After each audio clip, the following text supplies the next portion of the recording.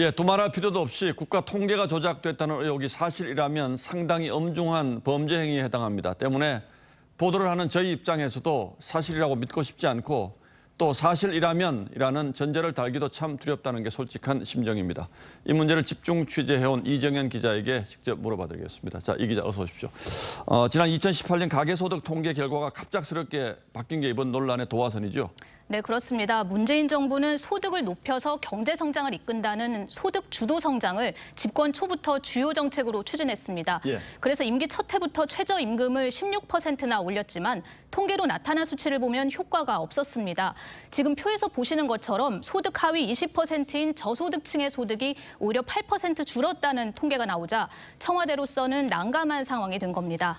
자, 그 이후에 청와대가 어떻게 대응을 했습니까? 네, 일주일 뒤에 문재인 전 대통령은 최저임금의 긍정적 효과가 90%라면서 통계청 자료를 반박했습니다. 예. 이 발언은 후임 통계청장이 된 강신욱 보건사회연구원 선임연구원의 재가공 보고서를 근거로 한 거였습니다.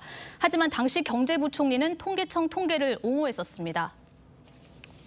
우리 통계청에서 그 통계를 전문적으로 관리하는 데 있어서 적어도 통계상 오류를 범할 기관은 아니고요. 자, 그래서 강신욱 청장으로 바뀐 거라고 지금 의심할 수밖에 없는 상황이 됐군요. 강 청장 취임 후에는 또 다른 의혹들도 많이 불거지지 않았습니까? 네, 그렇습니다. 먼저 소득 관련 통계부터 말씀드리겠습니다. 예. 이 강신욱 청장이 취임한 이후에 조사 방법을 바꾼 결과 개편 전에는 32.9%였던 소득 200만 원 이하 저소득층 비중이 25.8%로 7.1%포인트나 줄었습니다.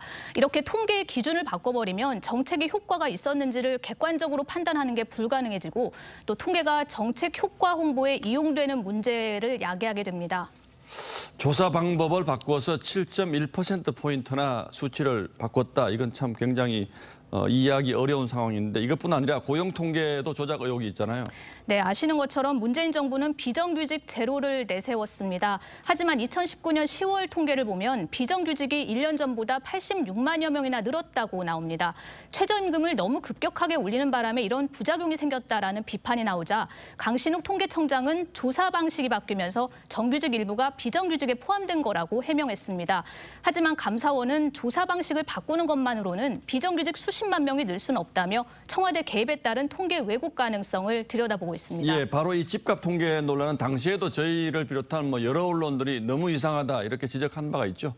네, 그렇습니다. 김현미 장관 시절 국토부는 부동산원 통계를 근거로 문정부가 출범 이후 3년간 서울 집값이 11%밖에 오르지 않았다고 주장했습니다. 하지만 같은 기간에 KB의 아파트값 통계는 52%나 오른 걸로 집계됐었죠.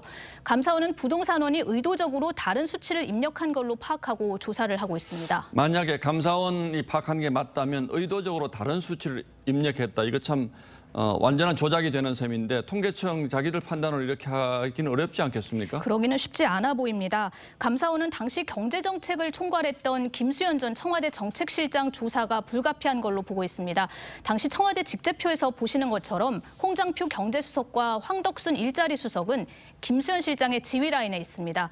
특히 홍 전 수석은 소득주도 성장의 설계자로 알려져 있습니다. 예, 이 세 가지 의혹이 전부 다 문재인 정부가 집중적으로 추진했던 부분의 문제여서 지금 의혹이 커지고 있는 건데 일단은 조사를 좀 더 시켜보자 이런 말밖에 할 말이 없네요. 예, 잘 들었습니다.